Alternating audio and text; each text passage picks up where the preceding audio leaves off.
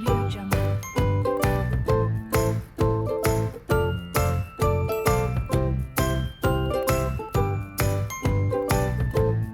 Audio Jungle. Bilang sama Bu Risma, DTKS ini jadi andalan buat pemerintah menyampaikan bantuan. Bapak Ibu sekalian, ada 81 jenis bantuan dari pemerintah ke masyarakat. 81. Saya bilang ini mulai dari subsidi LPG, pupuk. Oke, yang berikut slide-nya dari KPK melihat resiko korupsinya di paling atas. Ini yang kenapa kita undang Risma. Kalau datanya tidak padan dengan NIK. Ini bisa jadi ganda karena tidak bisa secara cepat diidentifikasi siapa yang terima dua. Kalau nama kan ada M. Nasir dengan Muh Nasir dengan Muhammad Nasir dan Muhammad N, itu bisa jadi 4 orang. Tapi kalau ada NIK-nya ketahuan dia hanya 1.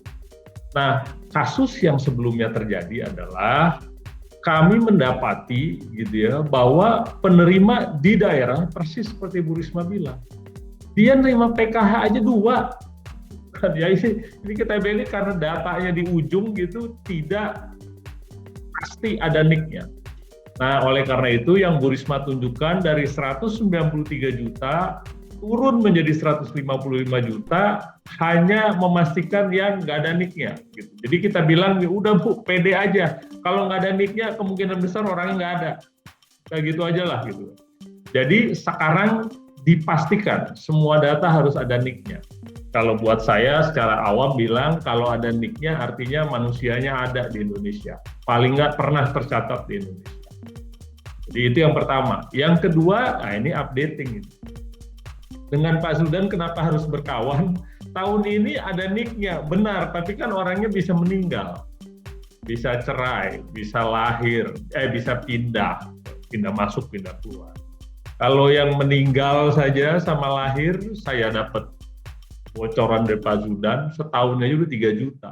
Belum yang pindah, mungkin sekitar 10 jutaan. Jadi dipastikan, udah punya NIK sekarang, besok pindah dia. Karena NIK-nya ini tidak diupdate, itu bantuannya datang, orangnya nggak ada. Dibilanglah bantuan salah sasaran, masa dikasih yang orang yang nggak ada. Karena tidak diupdate datanya dengan Pak Zudan yang namanya mutasi. Ini Pak Zudan sekarang udah punya dashboard-nya nih. Mutasi udah link aja langsung ketahuan. Itu yang kita bilang data DTKS tidak boleh statik. Dia harus dinamis karena updating-nya kan terjadi terus. Setahun 3 juta yang meninggal, lantas yang menikah, yang pindah masuk, pindah keluar, yang lahir. Itu semua harus diakomodir oleh DTKS. Dan Pemda pun demikian. Jadi korupsi yang pertama atau kerugian negara lah yang pertama terjadi kalau dia nggak punya NIK. Orangnya dikasih sebenarnya nggak ada. Atau tidak diupdate. Orangnya dikasih, orangnya udah pindah. Atau dia udah nikah dengan pegawai. Sebenarnya dia nggak miskin lagi dia. Karena nggak diupdate, nikahnya dengan siapa gitu, dianggap dia belum nikah. Misalnya begitu. Jadi kerugiannya ada di situ. Yang kedua, nah ini yang paling penting lagi, karena kita lihat potensi kerugian negara dari setiap bantuan sosial ke masyarakat hanya ada 5. Yang pertama, kalau nggak punya NIK kemungkinan fiktif. Yang kedua, orang miskin tidak dapat. Yang ketiga, orang kaya dapat. Nah, untuk yang pertama itu Bu Risma lagi kerja keras memperbaiki. Saya siap ditelepon membantu. Tapi yang kedua dan ketiga itu Pak Arief mengupdate, gitu kan? Mana warga saya yang tadinya miskin sekarang sudah tidak miskin lagi. Atau yang tadinya biasa rawan miskin sekarang miskin beneran. Yang mutasi-mutasi begitu di lapangan, cerita tentang miskin atau tidak miskin itu Pemda yang punya tanggung jawab. Oleh karena itu terima kasih Pak Arief gitu, diupdate terus.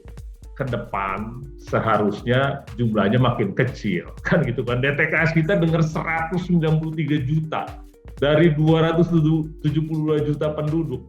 Itu artinya pemerintah memberi bantuan ke 193 juta orang miskin. Kan sedih kita lihatnya kan, harusnya jumlahnya menurun terus dong, tandanya makin makmur. Jadi kalau mau lihat Pak Arief sukses apa enggak, DTKS yang awal Pak Arief jadi wali kota berapa, nanti akhirnya berapa, gitu. Kalau DTKS-nya meningkat, Pak Arief nggak sukses. Tapi kalau menurun, bener nih. Berarti daerah ini kemiskinan menurun. Itu dari kami yang paling gampang. Jadi resiko kedua dan ketiga, yang miskin nggak dapet, yang kaya malah dapet, atau terbalik-balik, itu diselesaikan dengan Pemda melakukan kewajibannya. Pada awal-awal dulu orang memandang sebelah mata buat DTKS, karena bansos yang tunai belum ada. Begitu pandemi, mau diberikan bantuan, baru Pemda berbondong-bondong memperbaiki. Di waktu awal bansos dikasih, kami ngobrol dengan Kemensos gitu, yang Pemda ngupdate itu masih puluhan. Tapi sekarang yang tidak ngupdate saja tinggal sedikit sekali, malah terbalik angka. Saya pikir sekali lagi terima kasih pada pemerintah daerah yang sudah mengupdate untuk kesejahteraan masyarakat.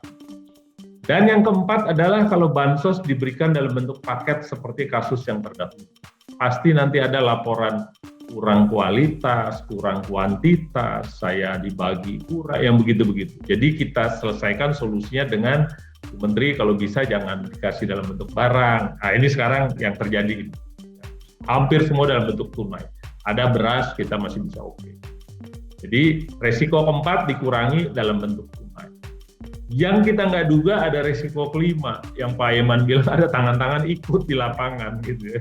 Kalau Pak Iman bilang tangannya hitam, saya juga nggak pernah lihat tangannya Pak. Tapi yang mungut itu, mungut 50.000, mungut 10.000, ada yang bilang ikhlas, ada yang enggak, lantas ada yang bilang transport, rela, gitu segala macam. Kita tidak bisa mentolerir. Nah sistem kita ini, pelaporan yang seperti itu, masyarakat ingin melapor cepat saja gitu. Saya dipotong 100.000. Nah itu kita sediakanlah sekarang namanya jaga.id. Sebenarnya sudah ada, mungkin slide berikut. Sudah ada ini pelaporan seperti ini. Waktu bansosnya bentuk barang. 1.000 lebih yang lapor, intinya tentang kualitas, kuantitas, saya udah di daftar tapi kok belum gitu ya. Nah sekarang kita perbaharui. Jadi Bapak Ibu sekalian, saya anjurkan, ini bukan melapor buat penerima saja, Anda boleh melaporkan buat tetangga Anda juga boleh. Boleh banget. Gitu. Tapi tidak boleh laporan kaleng-kaleng. Tidak boleh laporan yang fitnah segala macam karena ada verifikasi. Kalau Anda lapor, kita telepon balik, kita komunikasi balik, nggak jawab, hilang. Kita nggak mau layan. Nah, Bapak Ibu bisa unduh di Play Store atau Google Play Store. Ini dari HP aja ya, nggak apa-apa. Sudah diunduh, gitu. Yang berikutnya, nah ini menu baru. Kita lihat kalau yang menu yang lama, masuk dulu ke dalam, daftar, pakai NIK, barulah kita bisa berkomunikasi. Supaya kita tahu Anda benar nih orang. Karena NIK-nya nanti kita cek. Saya minta tolong Pak Zuzan, benar nggak nih NIK nih orang? Gitu. Jadi jangan pakai NIK asal-asalan. Begitu nggak cocok, kita abaikan. Tapi yang sekarang pakai WA boleh. 9897494. Yang belakang kalau dibaca jaga. Yang tengah 989. 0811-nya itu nomor saya dapat dari Telkomsel. Terima kasih buat Telkomsel. Nah, jadi Bapak Ibu sekalian, unduh ini, WA langsung, kita komunikasi. Sekali lagi, khusus untuk pelaporan bansos. Atau pelaporan bantuan-bantuan lain dari kantor Bu Risma yang merasa dipotong. Jadi kalau Bapak Ibu katakanlah merasa dipotong dan tidak ikhlas, gitu, WA dulu, nanti kita komunikasi, yang jelas kita tanya, NIK-nya berapa? Karena kita nggak mau yang lapor itu pakai nama lain atau melaporkan tetangga boleh, tapi pelapor yang bertanggung jawab yang kita layani. Sesudah di WA, kita komunikasi, mohon laporannya, mohon gitu. Sebelum melapor, lihat dulu ke dalam. Siapa yang berhak, apa yang boleh dapat, itu kita sebut literasi atau pengetahuan tentang bantuan sosial. Persis seperti Bu Risma bilang, ngakunya belum dapat, begitu dicek, udah. Yang lain, dan tidak boleh double. Gitu kan, yang begitu-begitu literasinya perlu. Tapi kita layani laporannya gitu ya, dan kita berharap sesudah laporan ini terkumpul, gitu, kita akan sampaikan ke inspektorat pemerintah daerah masing-masing. Mohon seluruh pemerintah daerah, gitu, inspektoratnya segera merespon. Nggak semua benar laporan, tapi nggak semua salah. Jadi mohon segera, gitu. Kami sih berharapnya jangan ke aparat penegakan hukum dulu. Kami berharap begitu. Tapi kalau terpaksa sistemik, tentunya kita akan komunikasi dengan kejaksaan dan kepolisian. Jadi laporkan, buka komunikasi lewat WhatsApp ini 0811 989 7494. Buat Anda sendiri boleh, buat tetangga boleh, tapi pelapornya harus bertanggung jawab. Akan kami verifikasi, setelah itu ceritakan.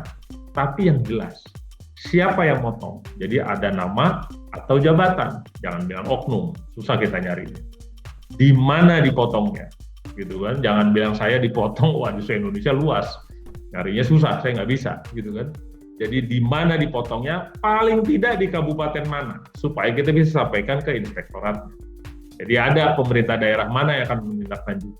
Jadi siapa yang memotong, di mana dia dipotong, apa yang dipotong, rupiahnya segala macam, nanti kami sampaikan langsung ke inspektorat. Tentunya Bu Risma akan mendapat juga laporannya. Kalau nggak ditindaklanjuti gimana Pak Pala oleh pemerintah daerah? Ini pengalaman dari tahun yang lalu. Kami di program yang lain mendampingi 542 pemerintah daerah. Salah satunya penguatan inspektorat. Kita tagih langsung dari situ. Jadi kita suratin, kalau inspektoratnya tidak, ke kepala daerah kita suratin, kalau tidak ada juga, ke media lokal kita sampaikan. Bahwa kepala daerah Anda tidak merespons dulu ini, pengaduan ini. Menurut kami ini pengaduan yang baik. Dan alhamdulillah Mas Aiman, saya pikir kunci dari jaga adalah tindak lanjut. Nah, karena selama ini tindak lanjutnya di atas 50% yang ditindaklanjuti, sisanya tuh cuma bilang, enggak itu laporannya fiktif aja ternyata. Atau udah dilaporkan berkali-kali sebenarnya enggak. Nah, jadi ini yang kita lakukan gitu. Selesai, ada yang lagi diteruskan, tapi sebagian waktu itu, sebagian besar itu ditindaklanjuti. Bapak Ibu sekalian, yang mau saya bilang adalah kita berusaha menutup semua resiko korupsi. Di atas perbaikan data, di tengah ada updating oleh pemerintah daerah yang dinamis, Pak Zudan memberi jaminan bahwa NIK-nya ada dan mutasinya ada. Kalau semua sudah berjalan terus, gitu. Yang berikut saya bilang sama Bu Risma, DTKS ini jadi andalan buat pemerintah menyampaikan bantuan. Bapak Ibu sekalian, ada 81 jenis bantuan dari pemerintah ke masyarakat. 81. Saya bilang ini mulai dari subsidi LPG, pupuk, listrik, sekarang kita wajibkan. Semua bantuan terkait pandemi wajib dipadankan NIK-nya. Kalau sudah NIK, kalau tujuannya bantuan ini untuk orang miskin, wajib dipadankan dengan DTKS. Kalau dia nggak lulus, berarti orangnya bukan miskin. Jangan dikasih. Jadi terima kasih Pak Zudan. Kartu prakerja, salah satu tonggak dipakai juga untuk pemadanan. BPUM tidak boleh dikasih kalau dia dapat prakerja, misalnya begitu. Caranya saya bilang mata uangnya NIK.